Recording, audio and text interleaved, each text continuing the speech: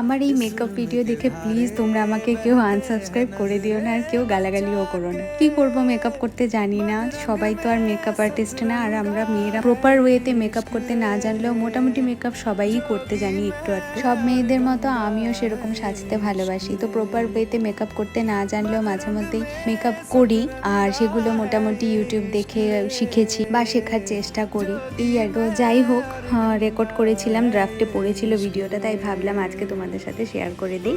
কিছুদিন আগে একটা বিয়ে বাড়িতে গেছিলাম, তো মেকআপটা করেছি। লাস্ট পর্যন্ত এই ড্রেসটা আমি পরিনি, পরে চেঞ্জ করে নিয়েছিলাম, আরেকটা ড্রেস পরেছিলাম। আগের একটা ভিডিওতে তোমরা দেখেছিলে আমি কোন ড্রেসটা পরেছিলাম যে বিয়ে বাড়িতে গেছিলাম। প্রপার ওয়েতে মেকআপ করাটাও একটা আর্ট, সেটা সবার দ্বারা হয় না, সত্যি হয় না, সবাই সবকিছু পারে না, সেরকম আমিও, আমার দ্বারাও সেটা কোনোদিনই হবে না। এত সব মনে রাখা আমার সত্যি পসিবল না।